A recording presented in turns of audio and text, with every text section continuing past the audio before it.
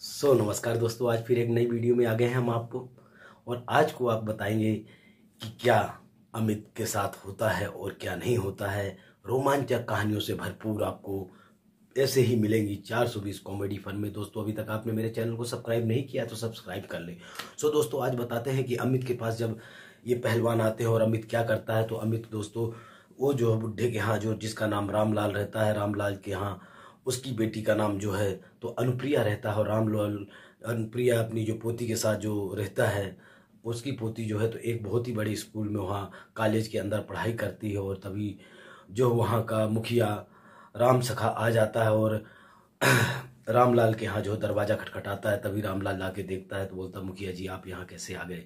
मुखिया जी बोलते हैं कि तुम्हारी दुकान का काफ़ी पैसा बाकी रह गया है। तभी रामलाल की पोती आती, बोलती कि मेरे दादाजी ने तो पूरा पैसा चुका दिया है, पर आप किस पैसे की बात कर रहे हैं। तभी जो है तो वो गुंडा जो है वहाँ का जो मुखिया बोलता नहीं, आपका 1 साल का किराया बाकी है। तभी रामलाल बोलता है, हमने तो किराया दे दिया है। तभी पूरे जो है गांव वाले इकट्ठा हो जाते और देखते हैं। तभी वो चिल्ला के बोलता है, तुम तो मुझे पैसा चाहिए मुझे। पर रामलाल बोलता है कि नहीं, हमने तो आपको 1 साल पहले ही पूरा पैसा दे दिया। तो बोले, आपने 1 साल पहले पैसा दिया था तो किसके सामने दिया था और क्यों, कब दिया था। सभी गांव वाले जानते हैं कि ये मुखिया जो है तो बहुत बड़ा जो है चालू आदमी है, जो लोगों को ठगता है, चूतिया बनाता है। तभी वहां से जो है तो अमित निकल के बाहर आता है, बोलता क्या हुआ। बोलता तू कौन है। बोलता तो रामलाल बोलता है, ये मेरा बेटा है जिसे मैंने अभी गोद लिया है। तो बोलता तू एक तरफ हो जा। तभी रामलाल बोलता नहीं। तभी रामलाल के ऊपर जो है तो उस गांव का मुखिया उसके ऊपर हाथ उठाने की कोशिश करता। तभी अमित उसका हाथ पकड़ता और हाथ पकड़ के एकदम पट से पटक देता है। तभी एक करारी सी आवाज आती है, चर। ऐसा लगता है कि मुखिया के जो है तो हाथ पैर टूट गए। तभी मुखिया के गुंडे को मुखिया इशारा करता है। तभी आते हैं अमित को मारने के लिए। अमित जो है तो उन सबकी ऐसी धुलाई करता है, ढिसूम ढा ढूंढा, कि वो सभी एक तरफ से जाके पट जाते हैं। और अमित जो है मुखिया को मार के भगा देता है। पर मुखिया की नज़र जो है तो रामलाल की बेटी के ऊपर टगी रहती है। तभी रामलाल की बेटी जो है प्रिया, वो कॉलेज के लिए जब जाने लगती, तभी रामलाल बोलता है, बेटा तुम मेरी बेटी को क्या कॉलेज छोड़ दोगे। तभी रामलाल की यह बात सुनकर अमित बोलता है, ठीक है। अमित जब है प्रिया को लेके जाता है कॉलेज में और कॉलेज में छोड़ता है। तभी रामलाल को याद आता है कि मैं तो यहाँ बैठा हूँ, क्या करे। तो रामलाल के पास जो मुहर रहती, तो रामलाल जो है तो चल देता है दुकान की। और जो मार्केट है बहुत पुराना मार्केट रहता है, जहाँ बहुत सारे पुरातत्व और पुराने जमाने के सामान मिलते हैं। रामलाल जाता है, सभी दुकानों में देखता है। एक दुकान में जाके देखता है तो वहाँ ओखली लगी रहती है। दुकानदार से बोलता है, इस ओखली की कीमत क्या है। तो दुकानदार बोलता है, बेटा इस ओखली की कीमत तो सिर्फ 10 रुपये है, क्योंकि आप तुमको चाहिए तो 10 रुपये में ले जाओ। तभी रामलाल बोलता है, 10 नहीं, मैं 20 रुपये दूंगा। और 20 रुपये दे के उस ओखली को ले लेता है। तभी रामलाल जो है देखता है आगे चल के सॉरी, अमित देखता है आगे चल के कि एक बहुत बड़ा जो है तो प्रदर्शन लगा हुआ है, जहाँ बड़े बड़े व्यापारी, बड़े बड़े लोग आए हुए हैं। तभी रामलाल वहाँ जाता है और अपनी ओखली को सफाई करके बढ़िया चमका के वहाँ रख लेता है। तभी उस घूमते हुए एक जो है व्यापारी आता है, बोलता है, ये कितने की ओखली दी। तो रामलाल बोलता है, ये बहुत पुराने ज़माने की ओखली है और आपको ये ओखली पुड़ नहीं पाएगी। तभी वो व्यापारी बोलता है, आप दाम बताइए कितना चाहिए। तो अमित बोलता है कि आप बताइए इस ओखली का कितना देंगे। तभी प्रिया जो है तो पीछे से सुनती रहती, जो मार्केट में घूमने आती है, देखती रहती कि ये क्या कर रहा है अमित और क्या नहीं कर रहा है। तभी अमित बोलता है, आप बता दीजिए, जो आप देंगे हम उस हिसाब से ले लेंगे, क्योंकि आपको पहचान है इस ओखली की, जो कि बहुत पुराने पुरातत्व काल की ये ओखली है। तभी वो व्यापारी बोलता है कि मैं इसका 1 लाख रुपए दूंगा, 1 लाख रुपए से ज़्यादा 1 रुपये नहीं दे पाऊंगा।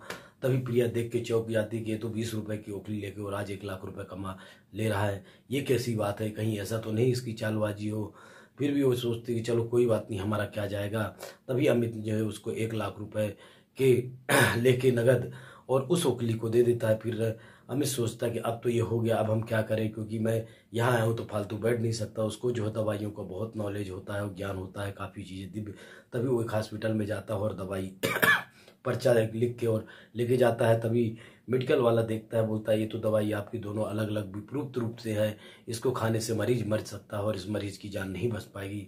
तभी अमित बोलता है, नहीं मुझे तो आप दे सकते हैं। तभी वह जो है मेडिकल वाला अपने मालिक को आते देखता है। तभी उसका मालिक बोलता है, क्या बात है, क्यों चिल्ला रहे हो, क्या बात है। तभी मेडिकल वाला बोलता है, देखो साहब, ये जो है तो ये दवाइयाँ ले रहा है। वो देखता है जब दवाइयों को पर्चा, बोलता है, आप जनाब, ये जो है दवाइयाँ अलग अलग हैं और आप इसको नहीं ले सकते, क्योंकि आपकी पर्चे में किसी डॉक्टर का साइन भी नहीं है कि आप इस दवाई को क्या करेंगे, अगर आपका जो पेशेंट है उसको आप लाइए हॉस्पिटल में, हम उसको भर्ती कर देंगे और उसका अच्छे से इलाज करेंगे। पर अमित बोलता है नहीं, आप ये बताइए मुझे ये दवाइयाँ कहाँ मिल सकती। तभी वो जो हॉस्पिटल का मालिक होता है बोलता है यहाँ से कुछ दूर पर जंगल है जहाँ बड़े बड़े साधु लोग रहते, वही दवाइयाँ रखते, पर सरकार ने इसको अभी बैन कर दिया है, तो आपको तो ये दवाइयाँ अब नहीं मिल पाती। तभी अमित देखता है एक बुढ़ा आदमी अपने बच्चे को लेके आता है और बोलता है डॉक्टर साहब मेरे बच्चे को बचा लो। तभी डॉक्टर देखता उस बच्चे की हालत बहुत गंभीर रूप से रहती, तो अमित की तरफ ना देख के और बच्चे का इलाज करने के लिए चला जाता है। तभी तार्किक और कुछ वैज्ञानिक रूप से वो जो इलाज करता है तो अमित देखता रहता है। अमित बोलता है कि डॉक्टर साहब अब अगर इस टाइप से इलाज करेंगे, आप उल्टा इलाज कर रहे हैं, ये लड़का मर सकता है।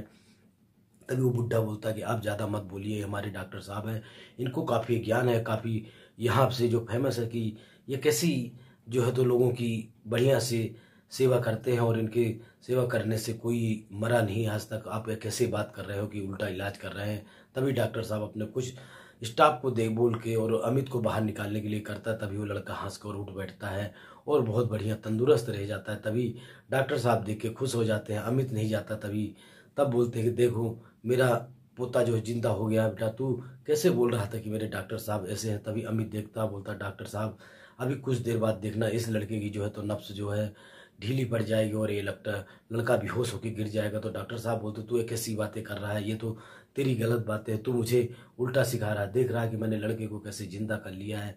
तभी अमित बोलता है रुक जाइए कुछ देर बाद। तभी वो बुढ़ा उसका जो बेट पोते का दादा रहता बोलता है साहब डॉक्टर साहब ने हमारी बहुत बढ़िया जो है तो अच्छे से इनकी जो है इलाज किया हो, तुम ऐसे कैसे बात कर सकते हो कि मेरा बेटा इस टाइप का हो जाएगा। तभी अमित जब वहाँ से निकलने लगता है तभी वो लड़का एकदम गिर के और वहाँ पे बेहोश हो जाता है। डॉक्टर साहब देखते हैं अरे ये तो क्या हो गया, जब उसकी नब्ज चेक करते तो कोई वो नहीं आता और डॉक्टर साहब को कुछ समझ में नहीं आता। तभी वो बोलते हैं कि चले तुम ये बताओ इसका इलाज कैसे कर दोगे। तभी अमित को एक ख्याली से ध्यान आया कि मुझे तो दवाई चाहिए, तो इसके बल्दी जो है तो मैं इस अगर लड़के को ठीक कर दूंगा तो डॉक्टर साहब मुझे तो ये दवाई जरूर दे देंगे। तभी डॉक्टर साहब से अमित बोलता है कि अगर मैं इस लड़के को ठीक कर देता हूँ तो तुम मुझे पूरी इसकी बल्दी दवाई दोगे। तभी डॉक्टर साहब अपने स्वाभिमान से ज़्यादा बच्चे को बचाना चाहते थे। तभी बोलते हैं कि ठीक है तुम जो बोलो वो करूँगा। तभी अमित जाता हो लड़के को बढ़िया थेरेपी करके बहुत तेज़ी से अपने वही मंत्र और विद्या से एकदम उस बच्चे का इलाज करता है और वो लड़का काफ़ी उल्टी करता है। उल्टी के बाद वो लड़का एकदम स्वस्थ हो जाता है और लड़का एकदम उठ जाता है। तभी डॉक्टर साहब बोलते हैं वाह आपने तो बचा लिया।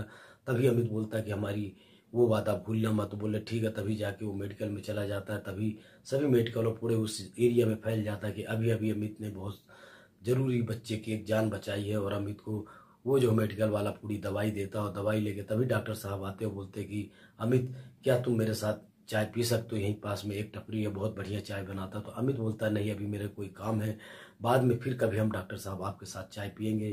तभी डॉक्टर साहब नीचे ले जाते हो, नीचे देखते कि एक आदमी गाड़ी से उतरता है और देख बुजुर्ग था, पर वही वो आदमी है जो अमित पहाड़ों से आता और उस डॉक्टर उस आदमी का इलाज करता। तभी अमित को देख कर बोलता वाह आप यहाँ कैसे, आप तो यहाँ क्या कर रहे हैं।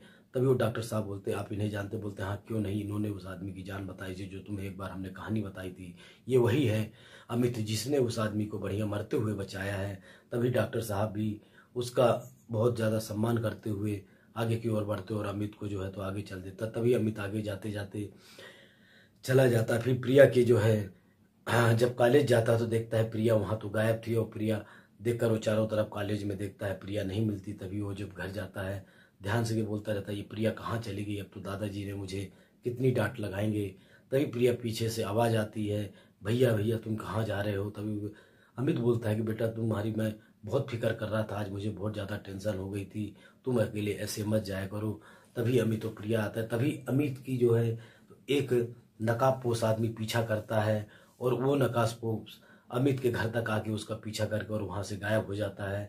अब उस नकाबपोश की क्या जानकारी, क्यों अमित को वो पीछा कर रहा है, ऐसी क्या बात है कि अमित उस दवाई को क्या करेगा, ये सब जानने के लिए अगली बार अगले एपिसोड में जरूर आइए। मैं आपको बहुत ही रोमांचक कहानी सन्यासी और अमित की बताऊंगा दोस्तों। जब तक के लिए धन्यवाद, नमस्कार।